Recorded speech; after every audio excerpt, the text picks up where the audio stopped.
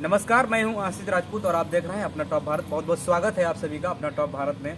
जैसा कि आप लोगों को पता है कि हरियाणा का पंचायत चुनाव की सरगर्मियां तेजी से अपनी रफ्तार पकड़े हुए हैं। आने वाली 12 तारीख को जो दूसरे चरण के सरपंच के चुनाव होने हैं, उसके तहत आज हम जैसे कि लोगों की मनसा जानना चाहते हैं। जो सरपंच पद उम्मीदवार हैं, कैसी उनकी विचारधारा है, कैसे कैसे वो विकास कार्य कराने के अपने सोच रहे हैं, और जहाँ तक अगर बात करें डिजिटल इंडिया के तहत तो कैसे डिजिटल इंडिया बनाने का कार्य करेंगे और क्या उनकी विचारधारा है, कैसे बात करते हैं। हम आज इसी कड़ी में मौजूद हैं।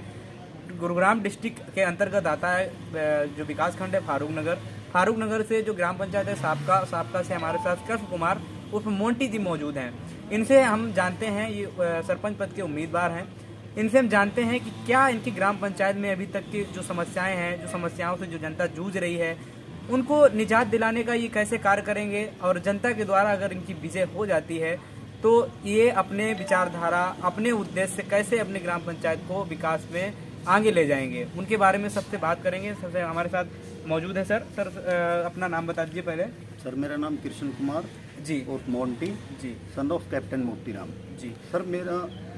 सर जैसा कि अपने ग्राम पंचायत के अंतर्गत सर पिछला जो पूर्व कार्यकाल रहा होगा सरपंच का, तो ऐसे सर पूर्व जो सरपंच रहे होंगे बहुत ही अपने मतलब कार्य कराया नहीं कराया, लेकिन अगर आप अगर सरपंच पद पे अगर उम्मीदवार आपने दावा ठोका है, आप आए हैं मैदान में, तो आपने सर अपने ग्राम पंचायत में पिछले 5 साल से जो कार्य वंचित पड़े होंगे, बहुत सारे ऐसे विकास कार्य होंगे जो ग्राम पंचायत के लिए बहुत ही ज़्यादा ज़रूरी हैं, और लोगों को उनसे रोज़ जो है प्रतिदिन उनसे जो है समस्या कहीं ना कहीं उनको देखने को मिलती है, उनसे उनको निजात नहीं मिल रही है। तो वो सर विकास कार्य हमें पहले बताएं।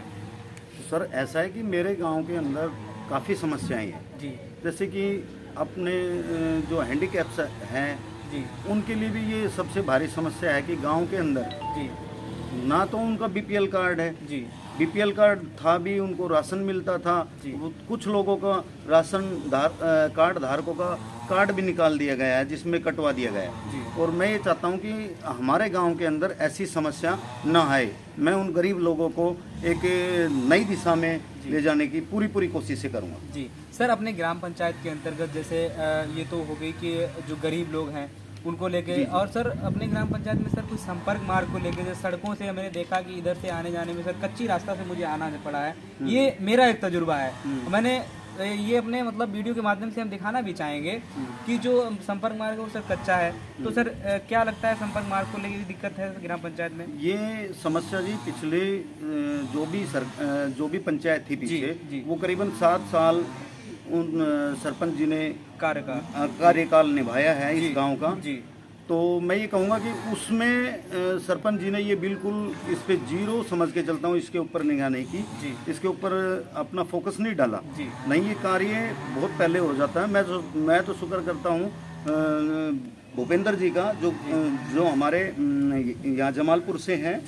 उन्होंने इस रास्ते की तरफ थोड़ा देखा और इनको जल्द से जल्द कार्रवाई के लिए चंडीगढ़ तक पहुंचाया गया। और अब ये पीडब्ल्यूडी के थ्रू ये रास्ता बन रहा है। मैं तो बहुत धन्यवाद करता हूं उनका।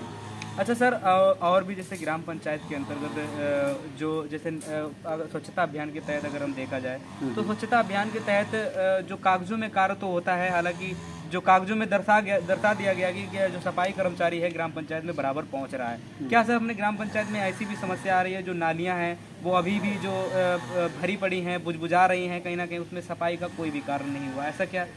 इसमें जी जो सफाई कर्मचारी एक ही है, ना तो हमारे गांव के अंदर कोई सफाई है, ना नालियों का काम है। जो नालियों का काम है वो पेंडिंग है। उसमें पूरे रास्ते बिल्कुल ब्लॉक हैं पन्नियों से। एक सक्षम जो गांव होता है वो एक सक्षम गांव नहीं दिखाई दे रहा है, नहीं दिखाई पड़ रहा है। बिल्कुल। सर अगर हम शिक्षा व्यवस्था को लेके बात करें तो सर गांव में क्या सरकारी स्कूल है, सुचारू रूप से चल रहा है? हाँ, सरकारी स्कूल है, वो चल भी रहा है। लेकिन जी मैंने ये देखा है कि जो गांव का स्कूल है जी, उसके अंदर ना ही तो कोई विकास हुआ है जी।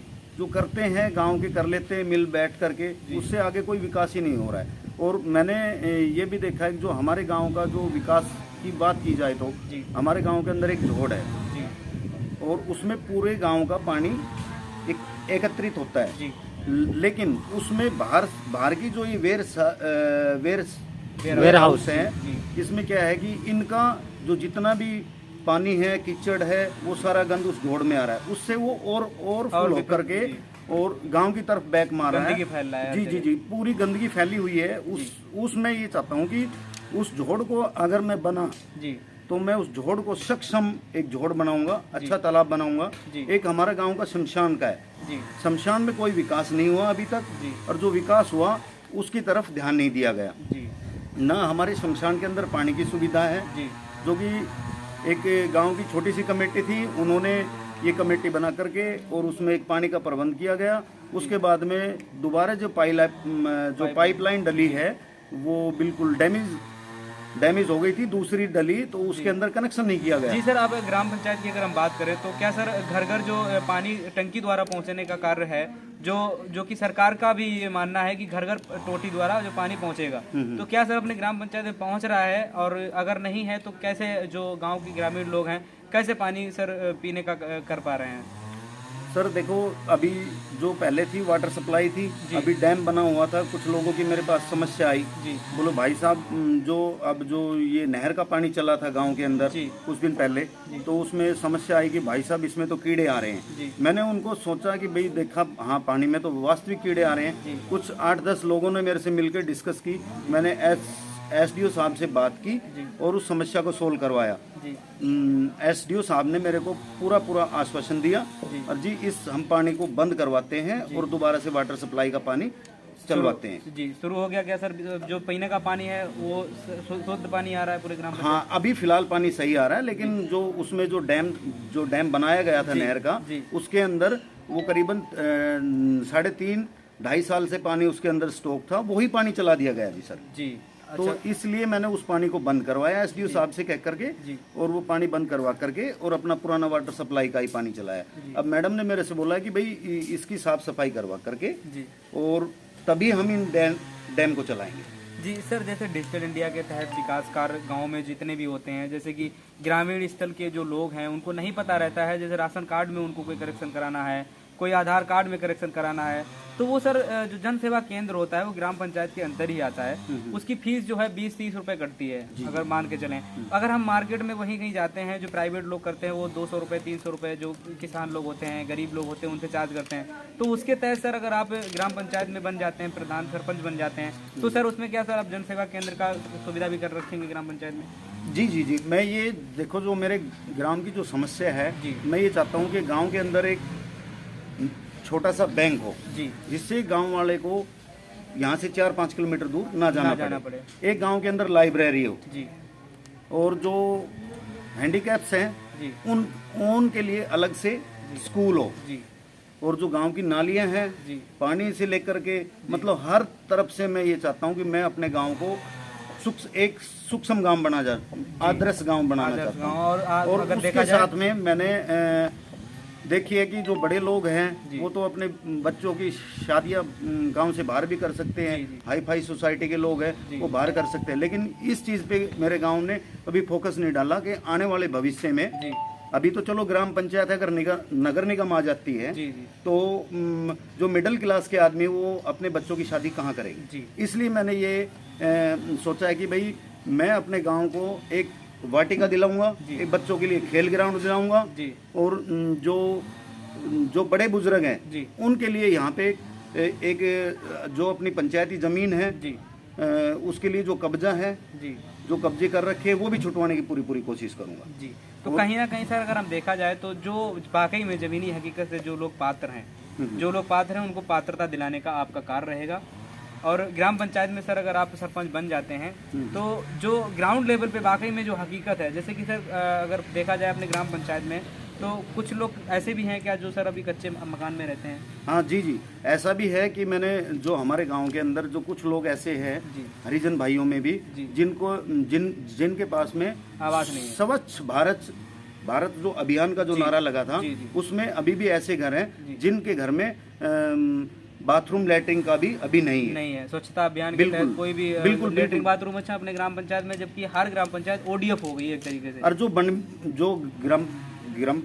ग्राम पंचायत ने जो लैट्रिन बाथरूम बनवाया था, वो आज से करीबन 2.5-3 4 साल पहले ही वो जर्जर हो गई, जर्जर हो गई है और वो डैमेज पड़ा है। डैमेज पड़ा है। कहीं ना कहीं अगर बात करें हम तो जो शौचालय के लेके हो गया है और जो आवास को लेके हो गया है, तो ये कहीं ना कहीं आप ग्राउंड लेवल पे काम करेंगे। बिल्कुल बिल्कुल, मैं अपने गांव के लिए निष्पक्ष काम करूंगा जी। उसमें मैं ये नहीं, अगर कोई मेरा ही चाहिए, मेरा ही भाई है, मेरा लड़का है, कोई भी है, उनको भी मैं ये नहीं कि ये मेरा है जी। मैं उसको एक गांव की अच्छी दिशा में, अच्छी सोच में ले जा करके काम करूंगा। जी धन्यवाद सर।